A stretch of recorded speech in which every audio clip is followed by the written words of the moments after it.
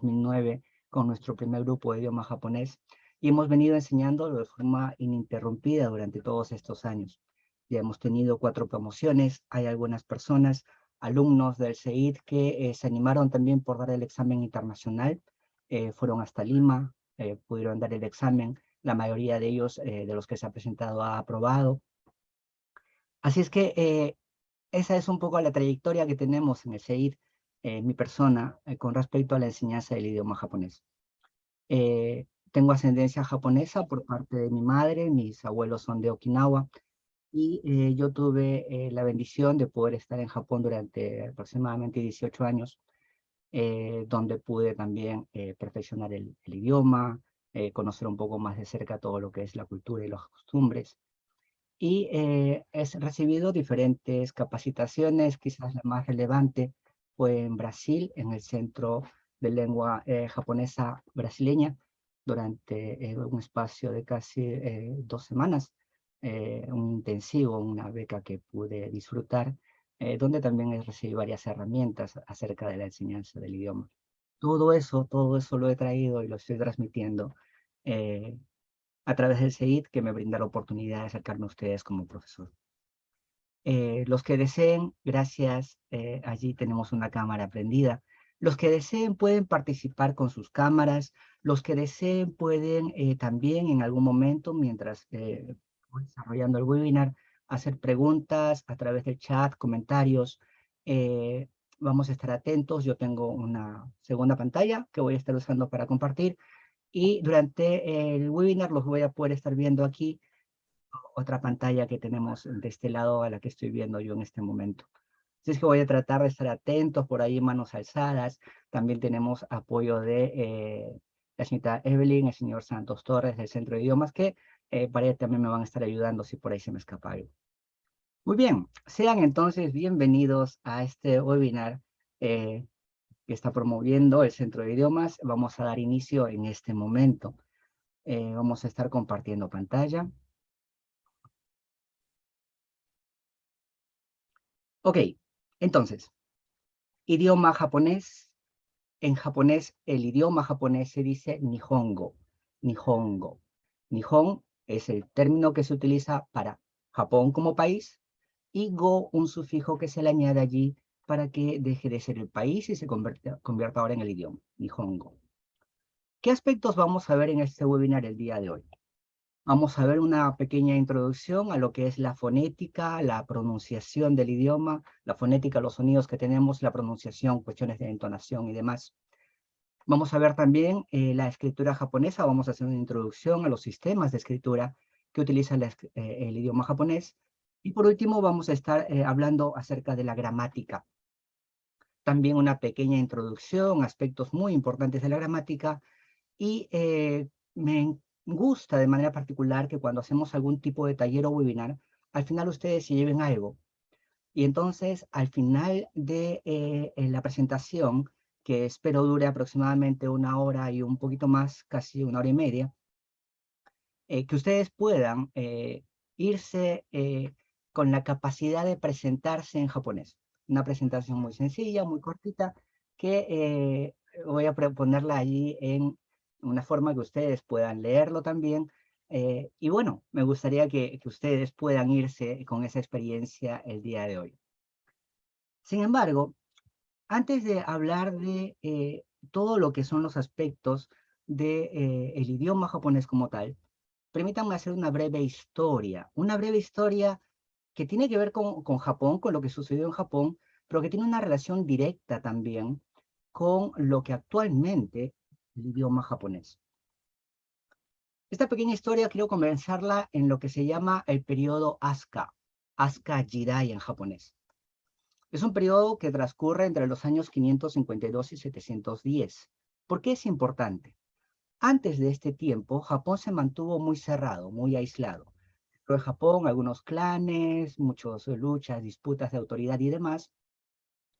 Pero es en este periodo en el que se comienza a tener un poco de acercamiento con una cultura que va a influenciar mucho a Japón en todos los aspectos, en letras, en arte, en sociedad, en política y demás. En este periodo es en el que a Japón se introduce la cultura o la religión budista.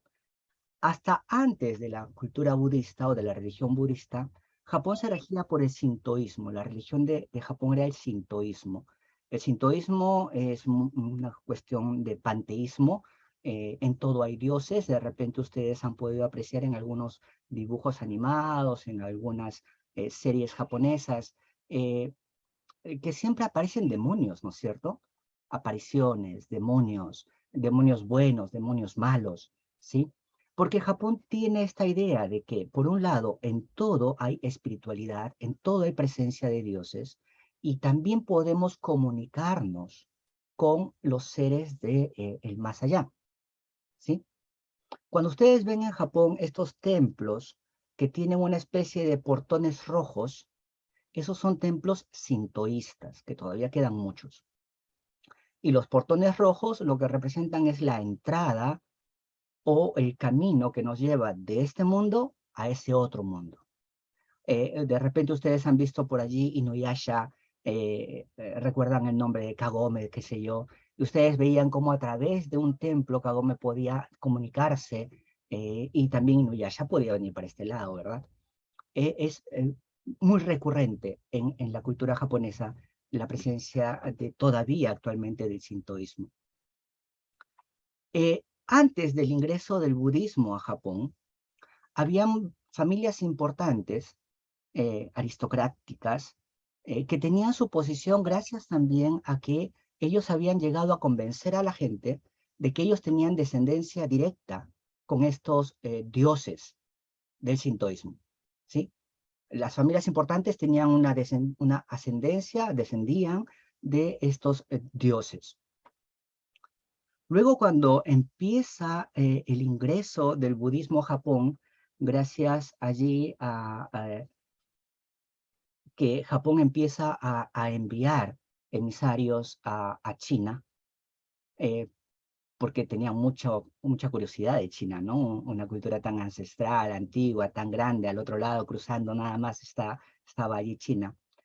Entre tantas otras cosas que se trae el budismo. El budismo representa en ese momento un gran peligro para la aristocracia que existía en ese momento en Japón. Van a presentarse muchas disputas entre los representantes del sintoísmo y los representantes del budismo. Junto con el budismo, como les había mencionado, llega también un montón de política, sociedad, filosofía, letras. Y lo que a nosotros nos está importando en esta ocasión va a ser las partes de las letras.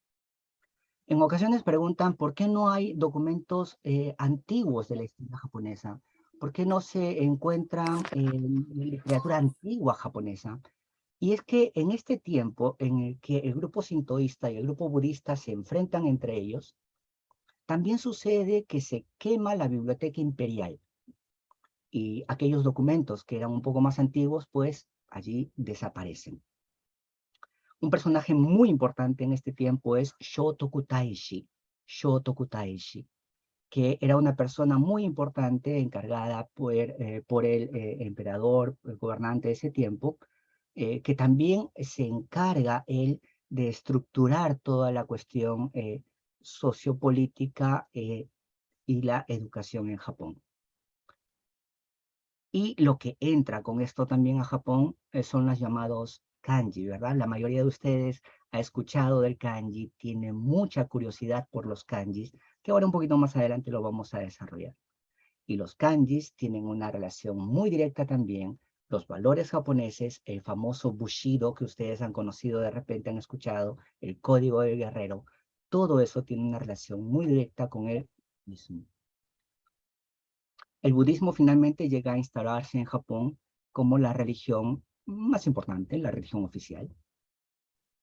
Dicen actualmente de que los japoneses viven como budistas, viven tratando de respetarse, de valorar, de cuidar eso que llamamos el tai o el código Bushido.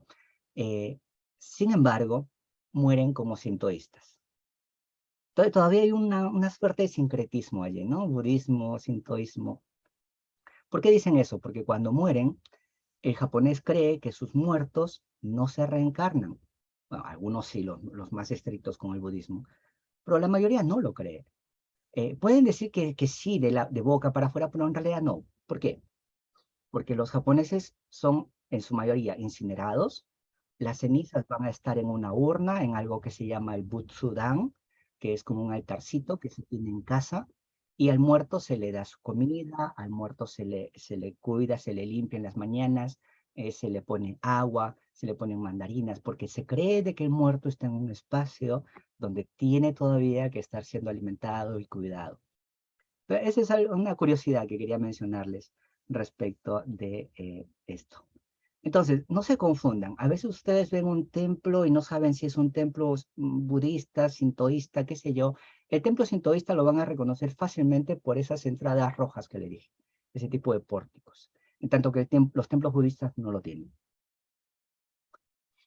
Luego de este periodo Asuka, viene el periodo de Nara Jidai. Es uno de los periodos más importantes en Japón. Cuando ya se instaura, se acentúa un poco el budismo, cuando ya se conoce un poco de la sociedad, de la política china, de la forma en que ellos construyen sus ciudades, entra el periodo de Nara Jidai. El periodo Nara Jidai, de hecho, actualmente todavía existe la ciudad de Nara en Japón, fue la primera capital del imperio japonés Nara. Eh, Y algo peculiar con esta ciudad de Nara era que era una réplica de la ciudad de Shanghái. Algo curioso, ¿no? Copiaron tanto todas las cosas que sucedían en China, tenían tanta curiosidad por cómo los chinos hacían sus cosas, que incluso las ciudades, muchas ciudades, eran réplicas de de ciudades. Y como ya les había mencionado, aquí sí se termina de acentuar el budismo. No solamente es el pensamiento, también estamos hablando de las letras. También se acentúa allí el budismo. En estos años, el 710, 900, el siglo VIII más o menos se entiende, es que los kanjis también ingresan a Japón, que antes de los kanjis Japón no conocía sistema de escritura. Es con los kanjis que Japón comienza a tener un sistema de escritura. Tres chinos entonces allí. Luego viene la era Edo. Hasta aquí, hasta la era Nara y la que sigue luego también, Japón abre sus puertas, de haber estado muy aislada, Japón abre sus puertas, comienza a tener contacto no solamente con China, también con Occidente. De repente algunos de ustedes mayores, no sé, curiosos, han escuchado de la serie Shogun. En la serie Shogun se puede ver allí como hay muchas personas extranjeras que tienen relación con personas en Japón, que entran a Japón, que se instalan en Japón. De hecho, también el catolicismo, el protestantismo entra a Japón en este tiempo. En la era Edo va a nacer el señor Tokugawa Ieyasu, que en 1603 va a ser ordenado él como shogun, eh, y él entiende que por todo este ingreso de Occidente, la religión católica protestante, eh, la sociedad está en peligro, la sociedad está en un grave peligro. Porque por un lado, para Japón el emperador es Dios y hay toda una escala de autoridad dentro de la sociedad, en tanto que el protestantismo y catolicismo lo que dice es que no hay un ser humano que sea Dios, el Dios es uno solo, Jesucristo es, etcétera, lo que la religión católica o el protestantismo, el cristianismo predica. Entre otras cosas, cree Tokugawa que Japón está en riesgo, está en un grave peligro, y decide cerrar nuevamente Japón. Ya no hay que permitir que más extranjeros entren a Japón. Los que hay tienen que ser expulsados, los que quieran seguir predicando a ese Dios con el cual él no estaba de acuerdo, tenían que ser muertos. Hay mucha persecución, hay ahorcamientos. Eso por un lado, Japón nuevamente se cierra y se aísla. Por otro lado, también hay tiempo para que Japón desarrolle un poco lo que es su educación, un poco sus artes dentro de ellos mismos. se establecen muchos estratos sociales bien definidos, y también es ese tiempo en que la autoridad político-militar se instaura con mucha fuerza. En Japón, el emperador, poco a poco, el emperador en Japón va a comenzar a ser una figura muy representativa, decorativa, entre comillas, pero quien empieza a tener la mayor autoridad, la mayor fuerza, va a ser el aspecto político-militar. Estamos haciendo algo muy rapidito. Aquí se cierra Japón nuevamente al extranjero durante mucho tiempo. Va a ser recién en el 1853. Me parece que nuevamente aceptan emisarios estadounidenses y nuevamente se abre Japón. Entonces, el señor Tokugawa Ieyasu, esta es una representación de él que se tiene, y por allí los diferentes aspectos que se van desarrollando dentro de Japón, como son las esferas sociales, estratos allí, la educación también que va tomando fuerza en este tiempo de Edo Jidai. Edo Jidai es curioso, ¿a qué me refiero? Ustedes muchas veces en los animes o en las series de repente antiguas de tiempo feudal escuchan mucho Edo, Edo, Edo.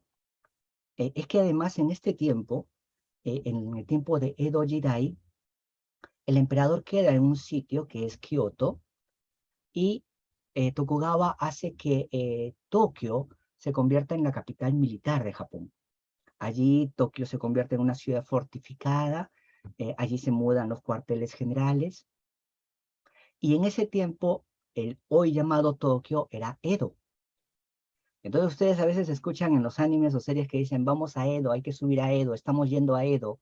Ese Edo al que dicen que estamos yendo es Tokio.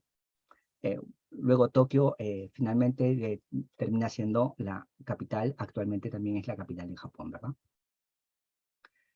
Pasa algún tiempo y entramos a la era Showa. Showa. Showa de repente sea una de las eras más importantes en Japón. Recuerden, por un tiempo se aisló nuevamente a Japón, pero en 1853, si mi mente no me engaña, nuevamente hay una apertura a Occidente.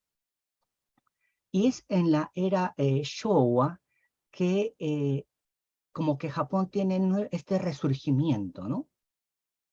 Empieza a tener mucha relación con el extranjero, envía emisarios a Europa, por aquí, por allá, y empieza a hacerse de mucho conocimiento.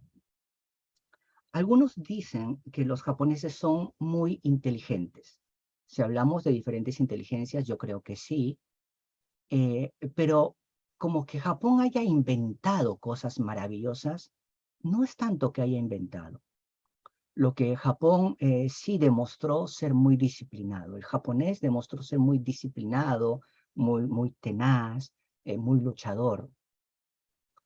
Al punto de que todo lo que Japón iba a China y venía, por ejemplo, se fue a Europa, regresó, fueron a Estados Unidos, regresaron. Todas esas cosas que ellos fueron aprendiendo fuera, las interiorizaron mucho, las aprendieron muy bien y luego las mejoraron. Vamos, sabemos que el automóvil, por ejemplo, los alemanes son los más famosos. Actualmente la gente habla de los automóviles japoneses y no hay vuelta que darle, eso es muy bueno. Y todo lo que mencionemos de Japón, ¿verdad? Tu teléfono es chino o japonés, tu televisor es chino o japonés, qué sé yo, ¿no?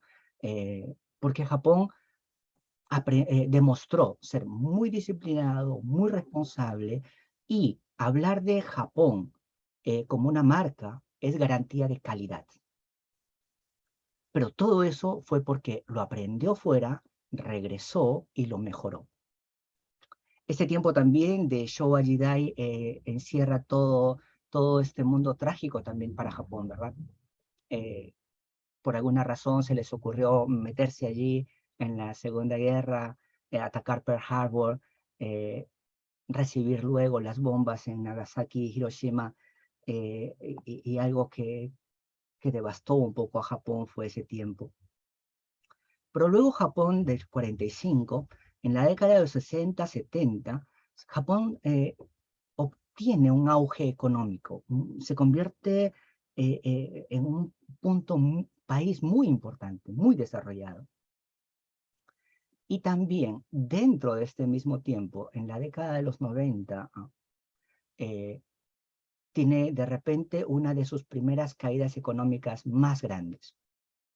Lo que se le llamó el baburo dentro de Japón, o la burbuja económica, ¿verdad? Japón aprendió en todo ese tiempo de Showa, sobre todo, el capitalismo, las empresas, emprender negocios, dar dinero, prestar dinero, tarjetas de créditos, y como que se fue generando una burbuja económica. Todo el mundo tenía de todo, pero eso era una burbuja, esa economía fue una burbuja que en algún momento reventó, y pues Japón tuvo una crisis económica muy, muy, muy significativa. Yo nací en Showa. Entonces, ¿por qué es importante también Showa con relación al idioma? En ocasiones me dicen, los japoneses no hablan mucho japonés, ellos hablan inglés, y lo hablan mal, hablan un inglés mal hablado. Sucede que, entiendan lo siguiente, habíamos empezado allá bien atrás, ¿no es cierto?, en Asuka. Japón era cerrado, antes de Asuka son sus clanes, pequeños clanes, guerras entre ellos. Ellos tienen un idioma limitado a sus necesidades, a sus realidades, a su vida. Empiezan con el budismo, entra China, los kanjis, van conociendo nuevas cosas, van conociendo nuevas manifestaciones de su idioma.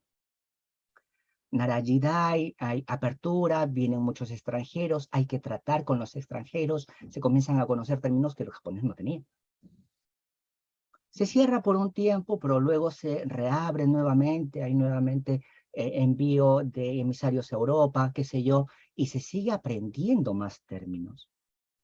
Y vamos, nosotros sabemos que en todos los idiomas tenemos lo que se llaman los préstamos lingüísticos, ¿verdad? De hecho, nosotros también, o sea, cuando entro en clase y los chicos me dicen, pero profesor, ¿por qué se habla tanto inglés en Japón? Más que hablar inglés, yo creo que terminan siendo esos préstamos lingüísticos, que no solamente es el inglés, también tenemos el portugués, el francés, el italiano. Si yo les digo a ustedes, vamos a un restaurante de comida italiana, ustedes miran, ah, sí, vamos a comer pizza. ¿Y acaso pizza es español? O todos ustedes en la mañana, yo también, acostumbramos comer pan. Y yo les preguntaría, ¿y cómo se dice pan en español? Pan, pero no. O sea, si vamos a la misma crítica que hacemos sobre el idioma japonés, pan es portugués. Nosotros cuando decimos pan, no lo sabemos, pero pan es portugués, es un préstamo lingüístico que nosotros también tenemos. Ahorita estamos en el Zoom, estamos transmitiendo por Facebook, ¿verdad? Algunos me van a dar un like. Y vamos, tenemos préstamos lingüísticos por todas partes. Entonces, con Japón, sobre todo, después de toda esa pequeña historia que les he contado, de un pequeño país cerrado que se va abriendo, se vuelve a cerrar, se vuelve a abrir, se van a otros países, se regresan a su propio país. Entonces, por esa razón, Japón está lleno, llenísimo de préstamos lingüísticos. Muy bien. Ya terminando allí Showa, va a venir la era GS, no dura mucho por allí, y tenemos la actual era Reiwa, que me parece que fue en abril de, 2019, es aquí, perdón, no, aquí este uno, olviden este uno, perdón, no le hagan caso a este uno, aquí es 2019. Perdonen aquí un error. 2019, abril, me parece que fue, que inicia la era Reiwa con el actual emperador. Algo curioso, ¿no? El emperador anterior de la era GS todavía está vivo, pero ya se pasó a la era Reiwa, ya se le cedió la oportunidad al sucesor. Ok, hasta aquí esta pequeña introducción. No veo ninguna mano alzada, ni en el chat veo ningún tipo de comentario, así es que ahora sí vamos a entrar. Voy a comenzar entonces con la parte de la fonética en japonés. Fonética de pronunciación, ya sabemos, la fonética es aquellos sonidos con los que nosotros expresamos una lengua, ¿ok? Cuando comenzamos con el curso de japonés, algunos entran con miedo. Algunos me dicen, idioma japonés, qué difícil. La verdad es que en cuanto a la fonética, hablar el idioma japonés, para nosotros habla hispanos no resulta tan complicado. La mayoría de los fonemas, la mayoría de los sonidos que se utilizan en el idioma japonés son muy similares a los nuestros. Algo que yo suelo pedirle a los chicos en clase es, a ver, alguien trate de leer lo que yo estoy escribiendo en este momento. Y el 99.9% se atreve y me dice, profesor, allí dice Okasan, Okasan. Y yo les digo, acabas de hablar japonés. O sea, no es tan difícil hablar japonés. No es que quiera criticar a ningún idioma, sí, solamente quiero poner un ejemplo. Recuerdo, creo que fue la primera voluntaria de COICA que tuvimos en el CEIT. Zhang Mi es el nombre de ella. Estuvo 2 años, fue muy, muy importante para el CEIT el periodo en el que estuvo Zhang Mi con nosotros. Sin embargo, yo sigo diciendo Zhang Mi. Y cuando ella me decía su nombre y yo se lo reproducía, ella me decía, no, estás pronunciándolo mal.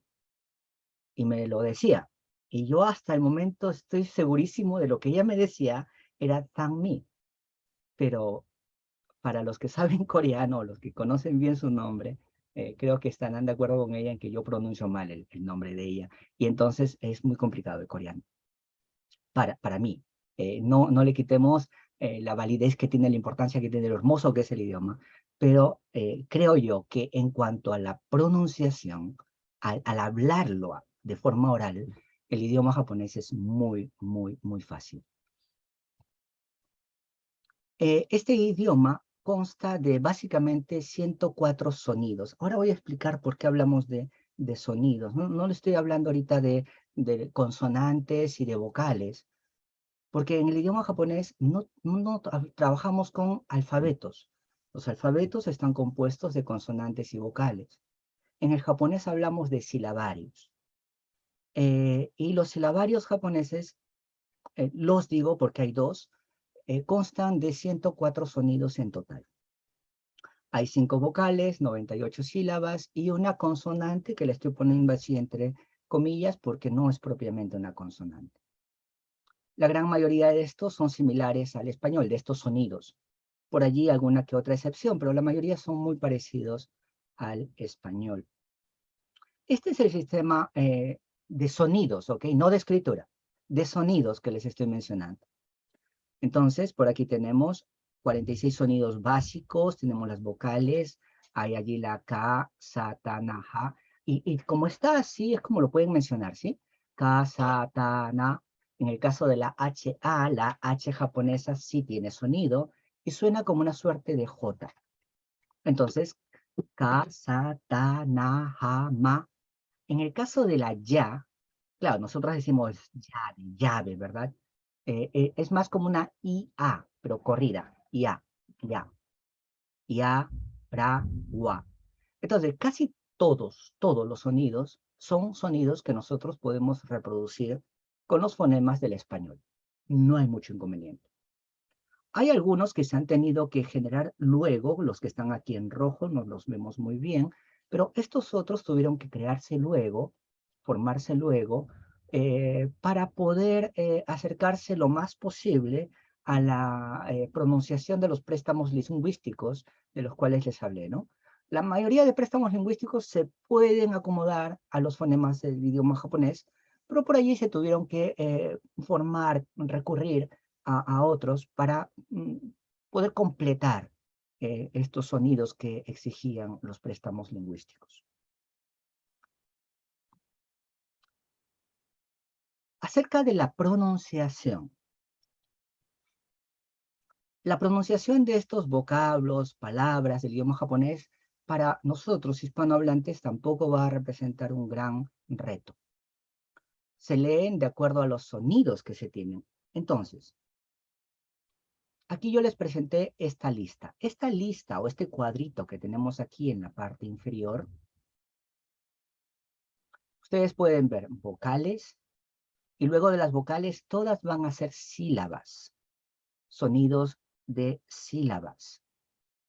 Lo bueno es que en el caso del idioma japonés, no hay mucha relevancia de qué hay antes o qué hay después de cada sílaba y que de acuerdo a eso se va a tener que modificar el sonido. No. De pronto nos pasa algo cercano con el inglés, ¿verdad?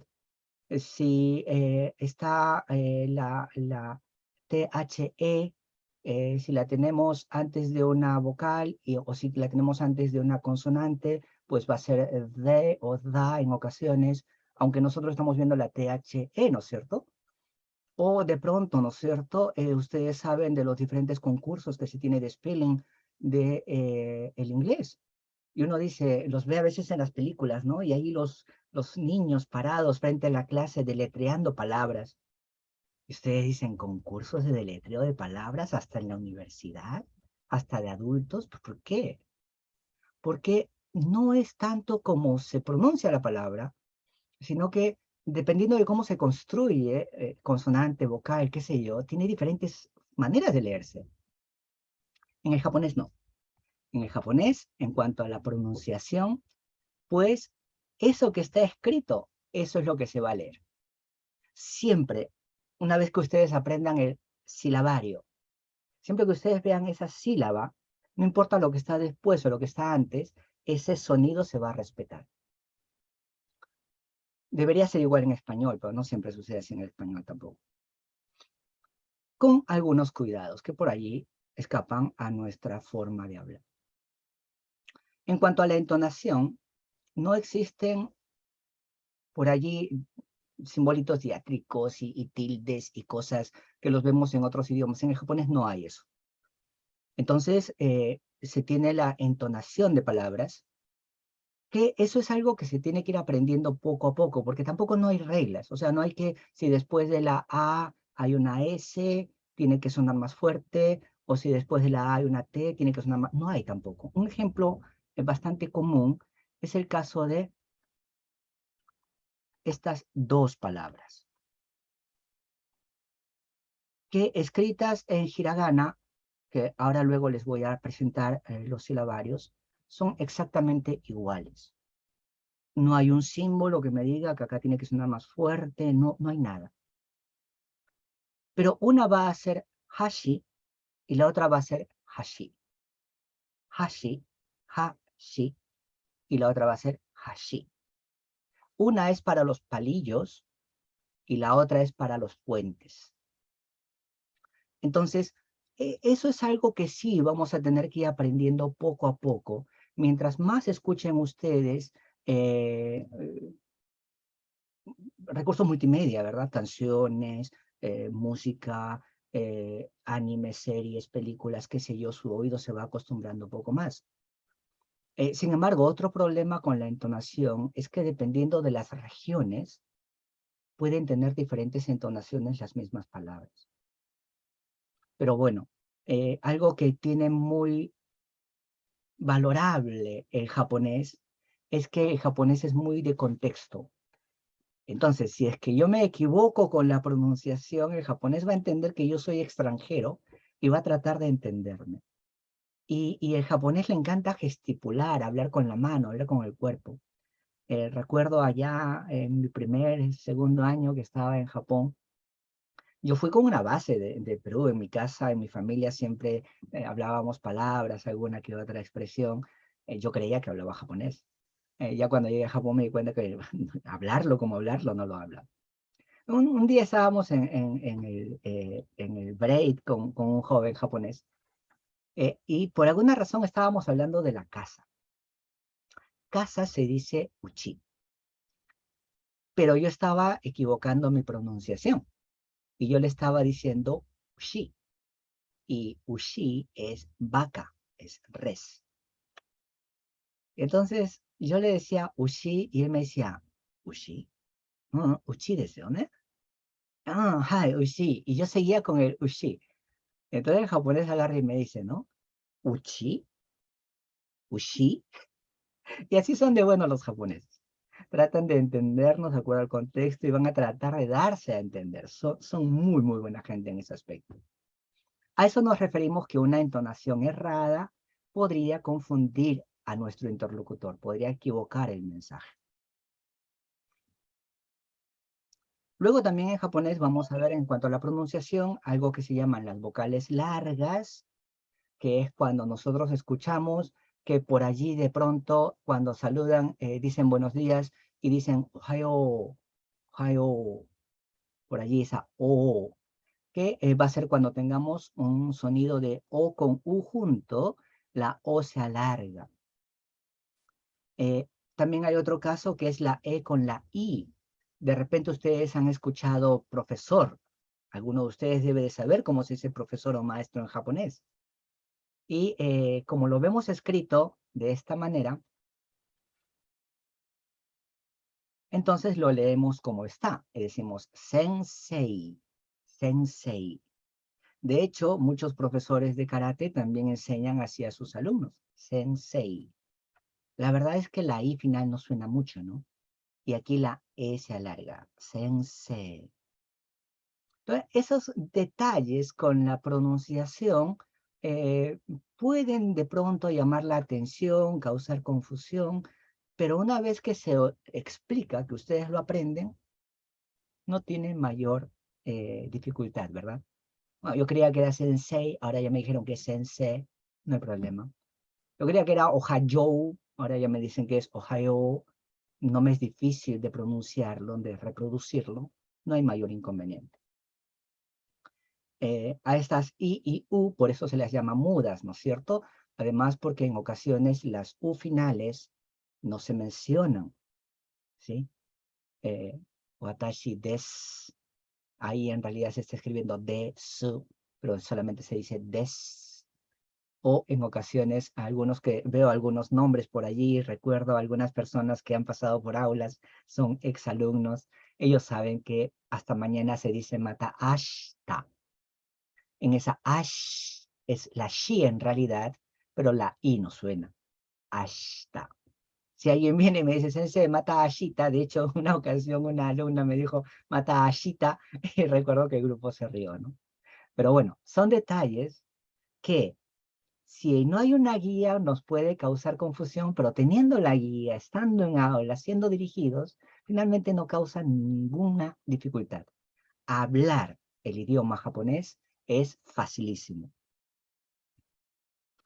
La escritura en el idioma japonés. Pero antes de pasar a la escritura en el idioma japonés, me gustaría por un momento dejar a la señorita Evelyn del Centro de Idiomas, que quizás alguno de ustedes, luego de escuchar un poquito, de haber llegado hasta aquí, desee alguna información, ¿verdad?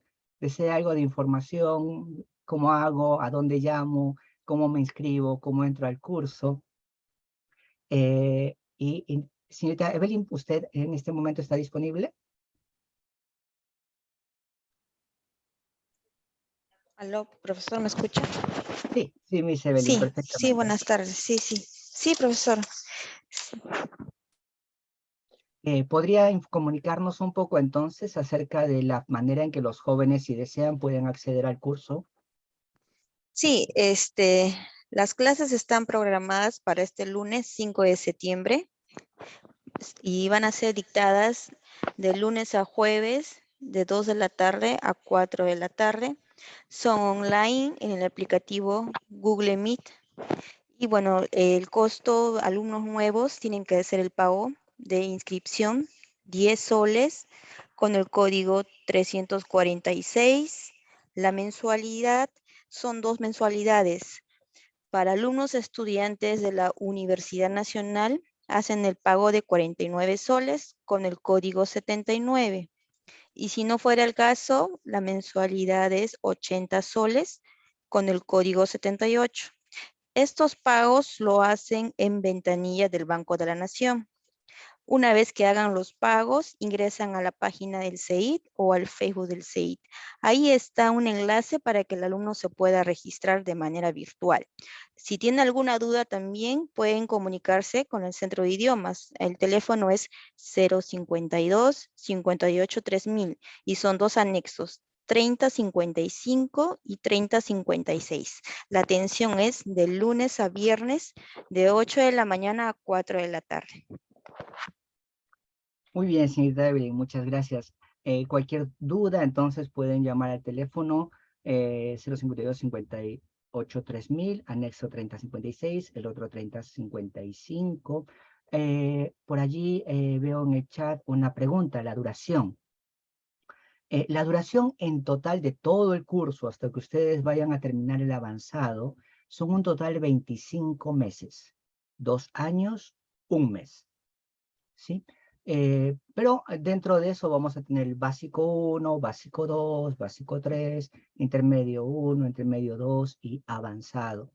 En el primer tiempo vemos lo que es la escritura, luego hablamos poco a poco de estructuras básicas y demás.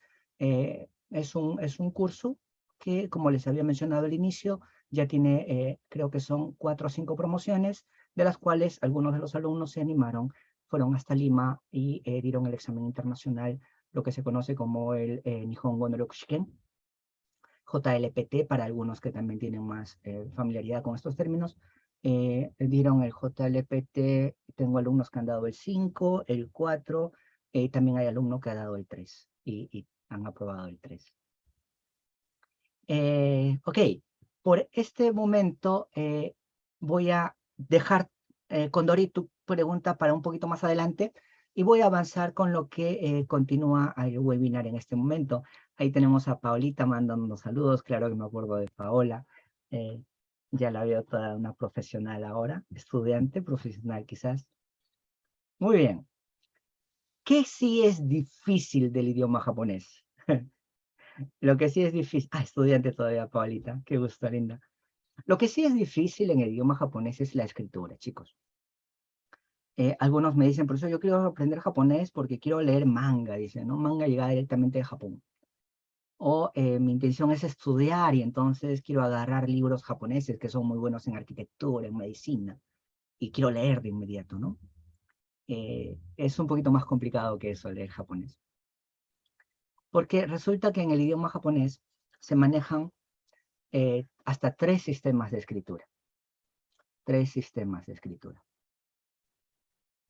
Les había contado que Japón, allá por el siglo VIII, 700 y pico, entra el budismo, traen muchas cosas de China, entre ellos también traen los kanjis. Entonces, el primer sistema de caracteres, el primer sistema de escritura que Japón conoce fueron los kanjis. Recuerden, no son originales japoneses, son de China. De hecho, si mal no recuerdo, primero pasaron por Corea y luego han llegado a Japón. La cultura china se conoció antes en Corea del Sur que en Japón.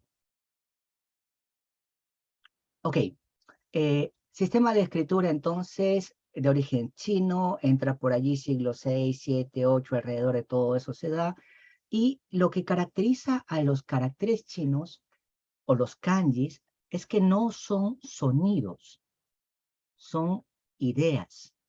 Otro término con el que se entiende a los kanjis es que son ideogramas. Entonces, cuando nosotros vemos un carácter chino, un kanji en japonés, detrás de este kanji, más que un sonido, hay una idea. Cuando ustedes ven esto en escritura japonesa, ustedes lo que tienen que remontarse es a la idea de sol. El sol, que luego pasó a representarse de esta manera, con un puntito por allí, y fue evolucionando, ahora lo tenemos de esta manera. Este otro de aquí es el de río. ¿De dónde salió esa idea? Tenemos una corriente, por allí se dejan ver algunas rayitas con las que se ilustra, ¿verdad? El caudal del río fue evolucionando y termina siendo, esto es lo que actualmente se está utilizando. Entonces, esos son los kanjis, ideogramas. ¿Qué es complicado de los kanjis? Que no son sonidos y que pueden tener diferentes lecturas. Un mismo kanji puede tener diferentes lecturas. Pero la idea que apunta siempre es la misma. Entonces yo puede ser que no entienda bien todo lo que está escrito, pero sé que se trata, es algo que tiene que ver con el río. No sé bien de qué se trata, pero es algo que tiene que ver con el sol que sale, el sol que se mete un día de pronto. y allí se va evolucionando, se va creando, se va formando la idea. Esta es solamente una demostración, y esto es sacado de un libro que los japoneses en Japón lo utilizan en primer grado de primaria. Entonces, ellos también un poco van entrando, introduciendo a los kanji de esta manera, la idea detrás del carácter. Luego tenemos el hiragana. El hiragana se tiene actualmente como el primer silabario que los niños en primaria pues aprenden. Se utiliza básicamente para escribir todo aquello que es un vocablo, una palabra de origen japonés. También se utiliza para acompañar a los kanjis, para completar, porque recuerden, el kanji es de origen chino, pero por allí necesitaban inflexiones de voz, acompañarlo de algo más, para que termine de expresar el vocablo japonés. Entonces, tenemos el hiragana que nos va a ayudar para eso. Va allí junto con los kanjis para completar algunas lecturas japonesas.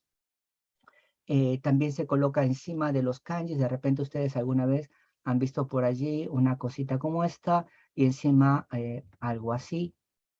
O de pronto lo hayan visto también de este lado.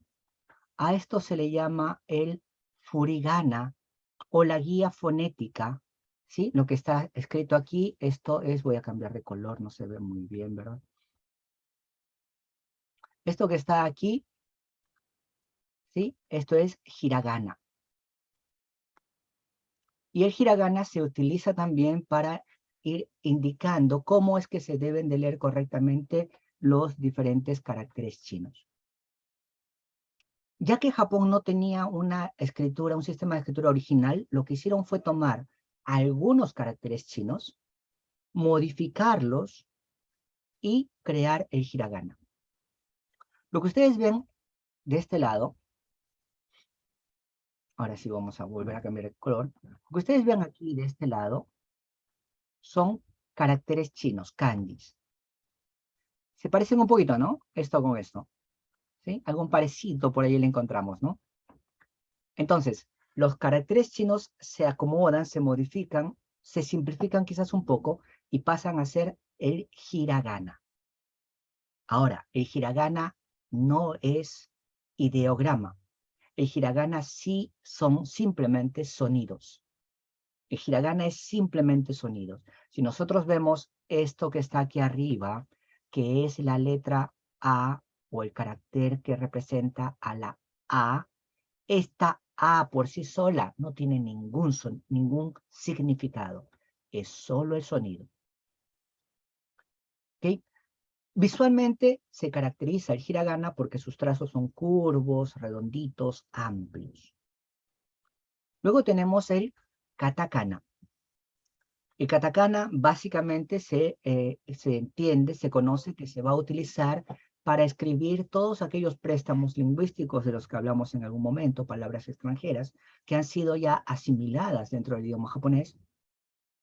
Escribir nombres extranjeros, por allí Guillermo, Carolina, Judith, qué sé yo, todos tendrían que ser escritos en katakana.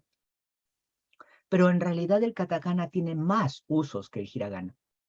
El katakana se usa mucho en la redacción para enfatizar palabras, a manera de cursiva o negrita, como lo tenemos nosotros. En libros de texto se utiliza para escribir nombres científicos, palabras técnicas, para escribir las onomatopeyas, Se utiliza como recurso publicitario, aun cuando sea una palabra japonesa que normalmente estaría escrita en hiragana o kanji, se utiliza muchas veces el katakana para llamar la atención como un recurso publicitario. Y el katakana en realidad también surge a partir de algunos caracteres kanjis que se simplifican y llegan a ser los caracteres del katakana. Ahora bien, hace un momento, no necesitan ustedes, no tienen por qué recordarlo, pero hace un momento les decía que esto de aquí es A. Y ahora, esto de aquí, que lo tenemos aquí arribita, también es A. El japonés tiene dos silabarios, pero estos dos silabarios no es que sean sonidos diferentes, son los mismos sonidos. Solamente que, como les decía, si es una palabra japonesa, utilizan este de acá arriba, y si es un préstamo lingüístico, nombre extranjero, utilizan este de abajo. Pero son el mismo sonido. Entonces hablábamos de 104 sonidos que tienen, ¿verdad? 104 sonidos en hiragana, 104 sonidos en katakana. Son los mismos sonidos, la representación escrita es diferente, es todo. Y además, el japonés ha introducido lo que se llama el romaji, que el romaji son las letras romanas, las que nosotros usamos realmente, y que el japonés ha utilizado para poder dar una guía fonética, una guía de lectura a las personas extranjeras. Hace un rato yo les decía, a ver, vamos a escribir mamá en japonés. El rojo no me ayuda en este momento, ¿verdad? Entonces vamos a escribir O, K, A, San. Si esto estuviese escrito en hiragana, un extranjero no podría leerlo. O K-san. Y si estuviese escrito en kanji, con hiragana, allí mezclado, peor todavía, ¿no es cierto? Pero el romaji nos ayuda a nosotros a poder leer el idioma japonés. Esta marca famosa que nosotros tenemos en Perú, el Ajinomoto, es palabra japonesa, pero está escrito de una forma que nosotros podemos leerlo. Ahora todo el mundo habla de los tsunamis. En tal sitio hubo un tsunami, en tal sitio otro tsunami. Tsunami es un vocablo japonés, pero lo escribimos de tal forma que todos nosotros podemos leerlo. Eso es el romaji. Normalmente en una oración japonesa, escrita en japonés, nosotros encontraríamos la mezcla de todo esto. Habría un poco de kanji, habría un poco de hiragana, habría otro poco de katakana, y si es un sitio amable con los extranjeros, incluso también lo encontraríamos escrito de esta forma en romaji. Aquí arriba es romaji, no es español, esto no es español, esto es romaji. Entonces, ¿qué dice aquí abajo? Solamente viendo esto, ni idea. Nihon no kodomo wa ramen ya kare ga daisuki desu. El romaji nos ayuda a nosotros a leerlo. Actualmente, en Japón, las estaciones de tren, dependencias del Estado, oficinas del Estado, municipalidades, tienen mucha información escrita así en romaji, porque como ya hay tanto cruce cultural, ¿verdad? Tanta entrada de extranjeros a Japón, Japón tan amable como siempre es, pues allí lo ha puesto, ¿no es cierto? El romaji para que nosotros también podamos acceder a ello. Hasta aquí la parte de la escritura. 3 sistemas de escritura: kanji, ideogramas, entrados desde China; hiragana, para escribir palabras, vocablos del idioma japonés, una adaptación de los kanjis; katakana, también otra adaptación de los kanjis, más para escribir préstamos lingüísticos y nombres extranjeros. Gramática. La construcción de oraciones. Se dice del japonés que es un idioma aglutinante. ¿A qué nos referimos con esto? Nosotros vamos a ir aprendiendo palabras sueltas. Una palabra por aquí, otra palabra por acá, otra partícula. Y luego lo único que tenemos que hacer es coger esto, ponerlo en su sitio correcto, ponerle una partícula, que ahora vamos a ver el concepto de partícula correcta, y se va formando las oraciones. La gramática japonesa, claro, para alguien que toda la vida ha estado manejando el español, se le hace un poco difícil porque la posición de sujeto, verbo, predicado varía. La construcción de sustantivos, compuestos, de posesión y qué sé yo, también varía. Pero yo creo que una vez que el estudiante de japonés acepta esas diferencias, esas variaciones, las practica y las interioriza un poco, luego le va a ser fácil manejar la gramática del idioma japonés, porque básicamente es una gramática primitiva. ¿A qué me refiero con primitivo? No que ya pasó de moda, es antiguo, viejo, ya no sirve, no, no, no, no. Sino que no ha tenido mucho cambio. Desde atrás, mucho tiempo atrás. Es una gramática que no sufre muchos cambios y que se hace bastante sencillo. Hace un momento decíamos, Nihon no kodomo wa ramen yakare ga daisuki desu. Si nosotros en japonés tenemos una oración que termina con des, vamos a entender que eso es una afirmación. Lo que me están diciendo es, están afirmando algo. Si una oración termina en ka, lo vamos a entender como pregunta, generalmente, no siempre, generalmente. Y si termina en ya arimasen, estas tres cosas que he encerrado ahora en un círculo rojo, estamos hablando de lenguaje formal, ¿está bien? De pronto ustedes lo han escuchado en animes de otra manera, porque es mucho uso informal, mucho uso coloquial. Aquí estamos hablando de lenguaje formal. Des afirma, ka pregunta, ya arimasen niega, terminaciones bien claras en gramática japonesa que nos denotan el tipo de oración que sea. Normalmente, lo que se coloca al comienzo de la oración es el tema o sujeto. Luego va a venir la información que se quiere dar acerca del tema o sujeto. Y recién al final se dice si eso es cierto, si es una negación o si es una pregunta. Ahora, las diferentes palabras que van a estar dentro de una oración se van uniendo, van formando la idea gracias a las partículas. Entonces, esto que nosotros tenemos aquí, este no, es una partícula. Este ya que tenemos por aquí es otra partícula. Ga también es partícula. Y lo que está aquí en rojo también es partícula. ¿Sí? Qué difícil las partículas alguien me dirá. No lo es tanto, jóvenes, porque si nosotros pensamos en nuestro español, nosotros tenemos las preposiciones, conjunciones, etcétera, que también son las que nos ayudan a dar el significado a una oración. Y si equivocamos el uso de preposiciones y conjunciones, el mensaje es un laberinto. Por ejemplo, si yo quiero indicarles a ustedes que mamá me acompañó a un sitio, entonces yo voy a decir, fui con mamá. Fui con mamá al mall, al centro comercial. Con indica quién me acompañó, al está indicando a dónde fuimos, el destino. Y si yo digo en español, fui al mamá con el mall, por eso disculpe, esto está hablando raro, eso no se entiende. Algo parecido son las partículas en japonés. Le dan el sentido a las oraciones, y si equivoco el uso de las partículas, el mensaje se hace confuso. Pero vamos, cuando ustedes empiecen a estudiar japonés, no les vamos a dar la lista completa de partículas de arranque, ¿verdad? No, poco a poco vamos a ir enseñándolas, poco a poco las vamos a ir tratando, desde las de uso más básico a las de uso más complejo.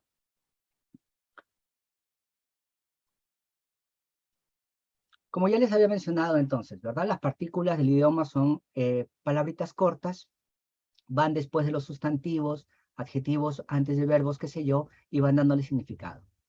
Las partículas se escriben en hiragana, no hay kanji para partículas. Tampoco se deben escribir en katakana. Las partículas deben escribirse en hiragana. Como ya se mencionó, van dando a entender el mensaje. Y el uso de la partícula, el uso o la función de la partícula, muchas veces va a depender del tipo de verbo que se esté utilizando dentro de la oración. Una lista cortita de partículas, la más conocida por todos es la partícula wa, la que crea mayor confusión a quienes empiezan a estudiar japonés porque creen que wa es el verbo ser o estar, y eso es mentira. Wa no es ser ni estar. Wa lo único que hace dentro de la oración es indicar, aclarar de quién o de qué se va a hablar. De hecho, cuando ustedes traducen una oración del japonés al español que tenía wa no va a tener interpretación en la mayoría de veces. Luego tenemos mo. El mo es una suerte de también del español. La partícula no, que puede entenderse como el de pertenencia. Cuando nosotros decimos, esta camisa es de papá, ese carro es del profesor, soy estudiante del CEIT, soy trabajador de tal o cual sitio. Cuando tenemos esta relación de pertenencia, allí va a entrar a tallar la partícula no. La partícula e, que indica el destino al cual nos estamos desplazando. La partícula de tiene diferentes usos. Uno de ellos es cuál es el medio de transporte, qué herramienta estamos utilizando. La partícula ni también tiene diferentes usos, pero de repente uno de los más básicos es que indica el momento o tiempo de una acción. To también tiene distintos usos, pero los dos más básicos es una conjunción y, yo y, el y, esto y, eso. Y también me sirve para indicar quién me acompaña en una acción, es el con que hace un momento mencionábamos. Para esto tendríamos que ir viendo, ¿verdad?, cómo se presentan, en qué casos, cómo se deben de utilizar, pero es el concepto básico de estas partículas. Ga suele utilizarse para indicar el objeto de nuestro gusto, preferencia, capacidad o destreza. Wo sirve para indicar el objeto directo de una acción. Entonces aquí también en clase vamos a estar recordando objeto directo, ¿qué era eso, no? Verbo transitivo, verbo intransitivo, ¿cómo? Porque hemos olvidado muchas cosas. Kara y made indica un punto de inicio y un punto de finalización. Brevemente, ese sería el resumen del uso de estas partículas. Luego vamos a tener nosotros lo que son las oraciones nominales y las oraciones verbales, por ahí van a haber oraciones adjetivales y qué sé yo, que es bastante cercano a lo que es en el español, ¿no es cierto? Una oración nominal es aquella que simplemente está brindando una información acerca del sustantivo, no necesariamente estamos hablando de la acción del sujeto, ¿sí? Aquí vamos a encontrar nosotros el des y el yarimasen, que suelen escucharlo ustedes en anime como el da y el yanai, ¿no es cierto? Afirma o niega. Luego tenemos el deshita y el yarimasen deshita, que es para el pasado. Esto es en el uso nominal. Cuando digo yo soy peruano, yo no soy chileno, yo no soy americano, yo fui profesor, yo no fui profesor. Entonces simplemente estamos dando información acerca del sustantivo en ese aspecto. Y las oraciones verbales son las que van a llevar un verbo, tal cual. En el lenguaje formal suelen terminar con masu o masen para afirmar o negar. Comí, no comí, tabe masen. Que se escucha mucho con el ru y el nai. Taberu, tabenai. Comer, no comer. Y en pasado, mashta, masen deshta. ¿Sí? Entonces, como les decía, es primitivo en ese aspecto, es básico, no cambió mucho. Entonces, hay algunas cosas que ustedes van a ir aprendiendo, con las cuales, como decimos criollomente, no hay pierde. Apréndelo, acéptalo, úsalo y no hay pierde, no hay peligro de equivocarte. Eh, yo les sugeriría que aborden así el estudio del idioma japonés. No entremos tanto a la discusión, ¿no? El otro día me preguntaban, ¿y por qué usan esta palabra y no usan esta otra? ¿Y por qué lo escriben así y no lo escriben así? Entrar en esas discusiones para ustedes que tienen intenciones, deseos o gusto por el idioma japonés, no entren en esas discusiones. Yo les digo a los chicos cuando me dicen eso, ¿me podrías decir por favor por qué huevo se escribe con H y no sin H? No, es que la gramática sí, pero ¿por qué la gramática lo dice así? Si no pinta nada, ¿no? O sea, si se lo pongo o no se lo pongo, es igual. Entonces, no entremos en esas discusiones, no entren ustedes en esas discusiones cuando vayan a comenzar a aprender el idioma. Vayan aceptando. Finalmente, es como que me dicen 1 más 1 es 2, y yo sé y lo voy a aceptar y no lo voy a discutir. Más o menos esa es la manera en que ustedes deberían de abordar el aprendizaje o el estudio del idioma japonés. También quiero que ustedes el día de hoy salgan pudiendo decir sus edades en japonés. Y para ello tendríamos nosotros que conocer del 1 al 99. De manera muy práctica quiero que aprendan. Si están tomando nota, una captura de pantalla, no lo sé, que aprendan a contar del 1 al 99. Y aquí vamos a entender esto que yo les decía, que el idioma japonés se considera uno de esos idiomas aglutinantes, ¿verdad?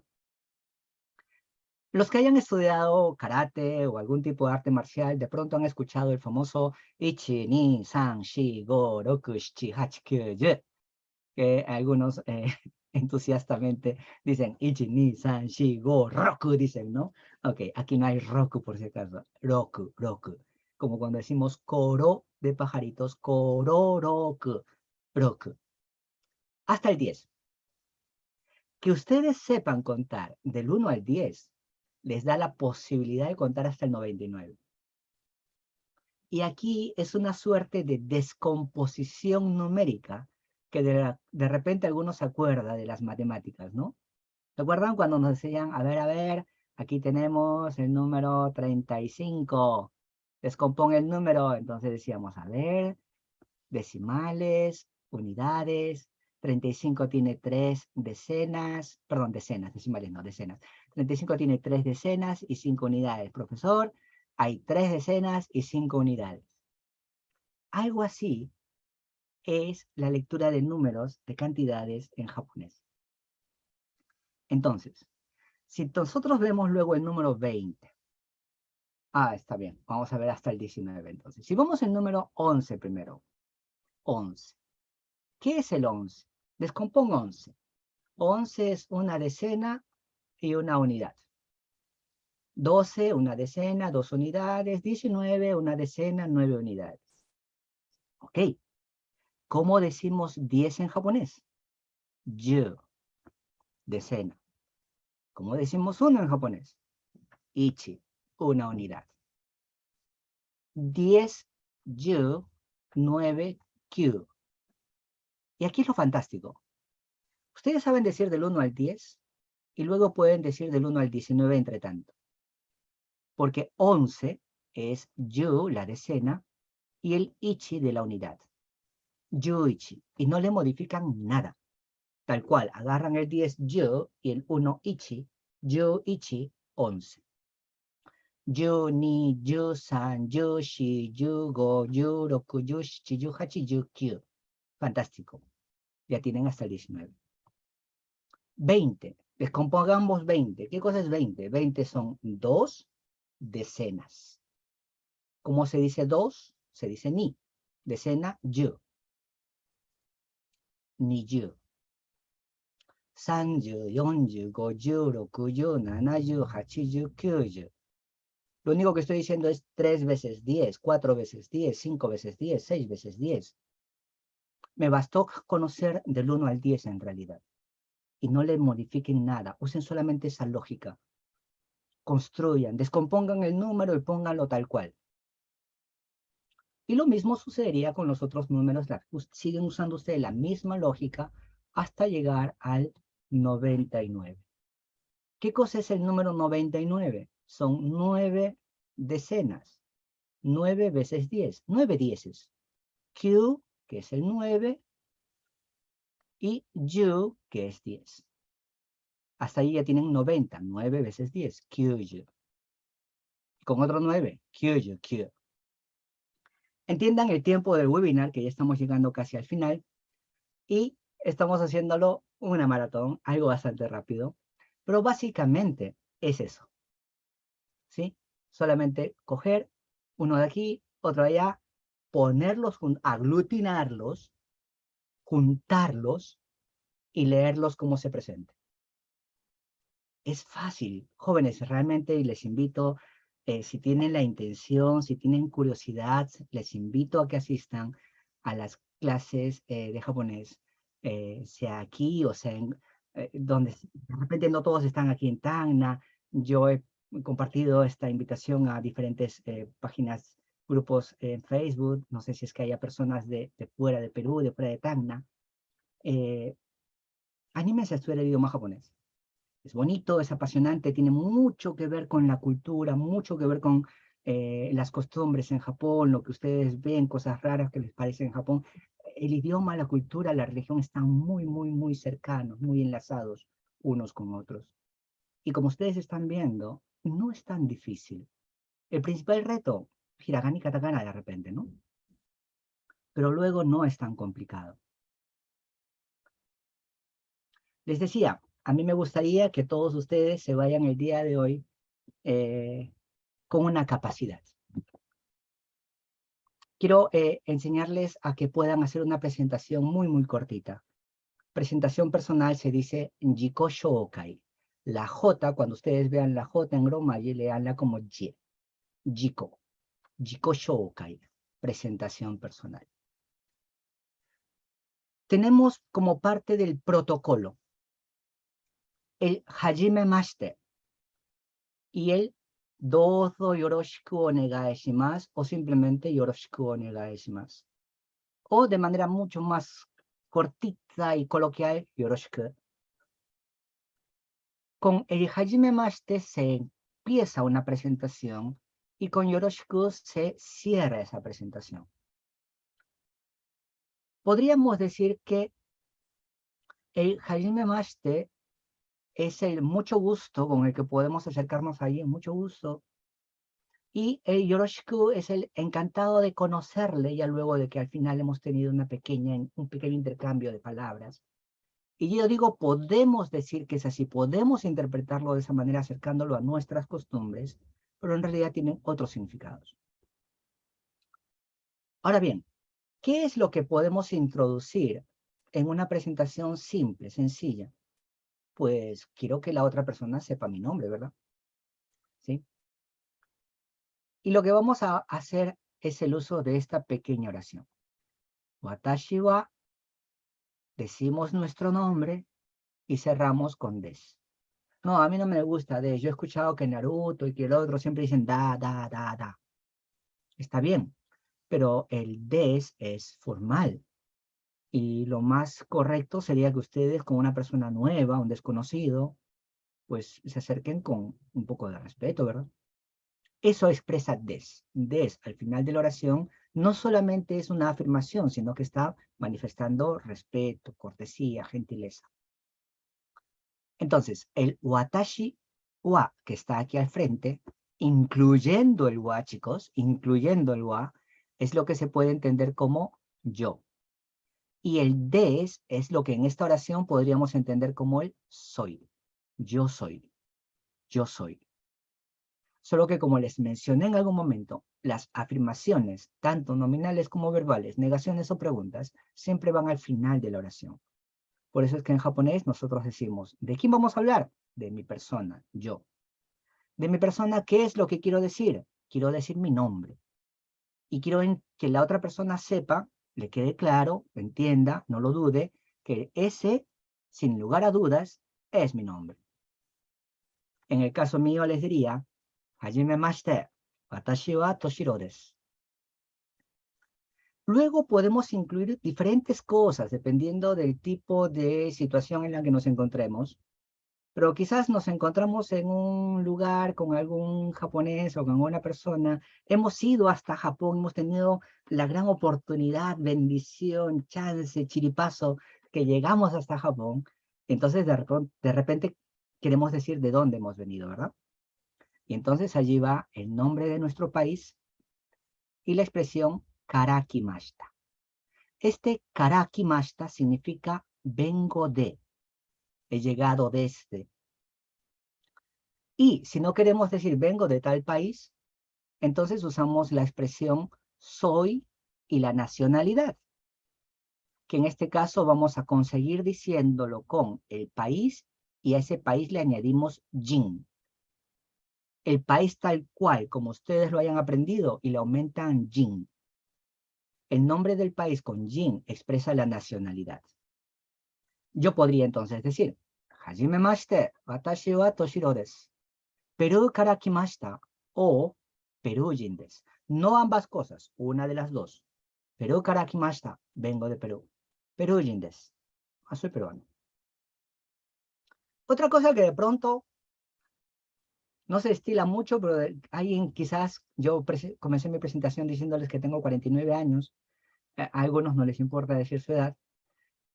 Entonces podríamos nosotros mencionar la edad que va a ser expresada con el número que acabamos de aprender, yo, ichi, yo, ni, yo, san, ni, yo, ichi, ni, yo, san, ni, yo, etcétera, como lo vimos en el cuadro anterior, y le añadimos el sai.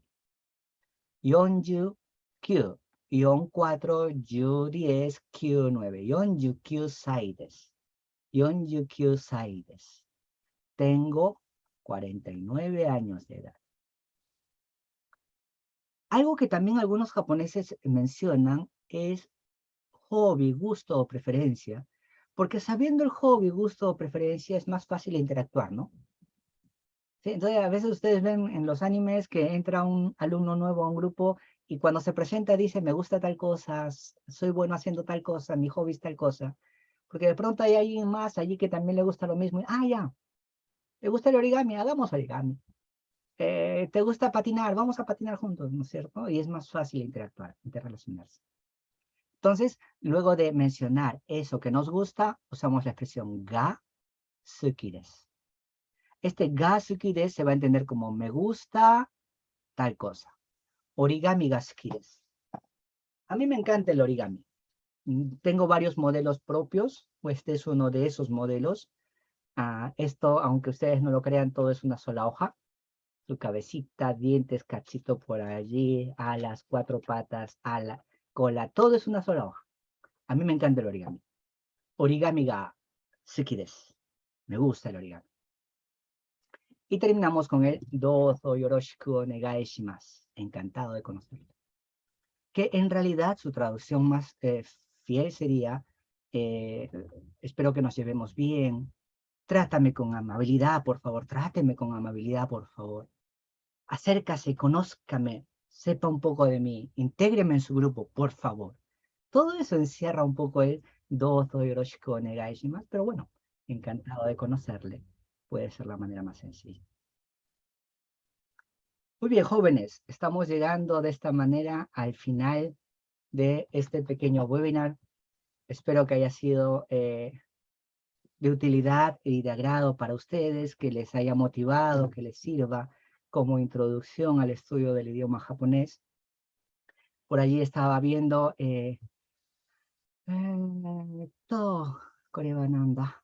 Estaban preguntando sobre otros horarios. Disculpen, por ahora solamente hemos aperturado ese horario. Quizás más adelante podamos estar viendo la apertura de otro horario. Sé que hay varios jóvenes que están esperando que empiece este grupo de 2 a 4, entonces es el que queremos empezar por ahora. Las edades es a partir de 13 años, como ya la señorita Evelyn ha respondido por el chat. A partir de los 13 años es que podemos formar parte de los grupos en el centro de idiomas.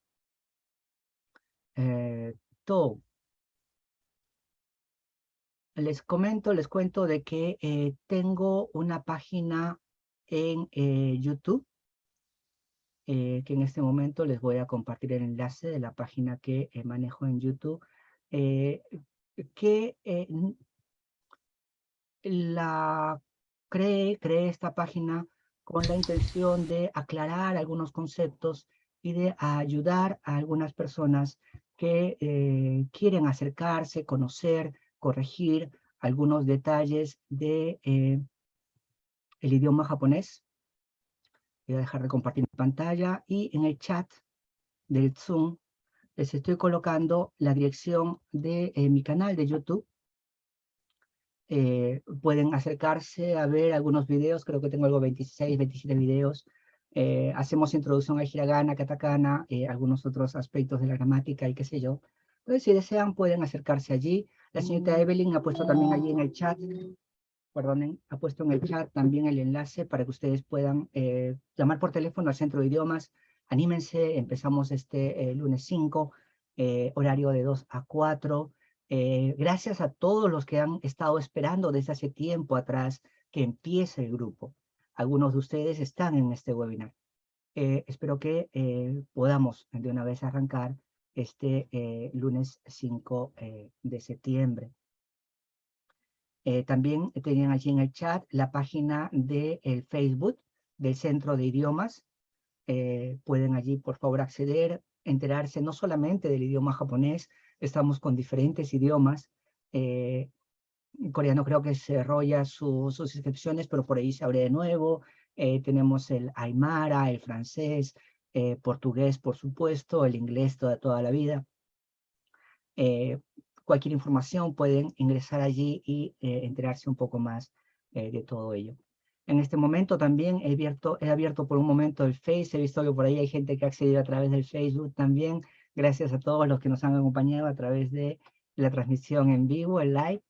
En este momento me despido de ustedes, estoy terminando la transmisión directa del Face. Y no sé si es que tienen deseos ¿Alguien quiere prender su cámara y tomarnos una foto de estas que se acostumbran ahora, ¿no? La magia de Internet que nos permite hacer estas cosas, para tomar una foto, un par de fotos de pronto de los que han estado aquí en el vivo. Allí tenemos a Brenda, ahí, gracias Brenda.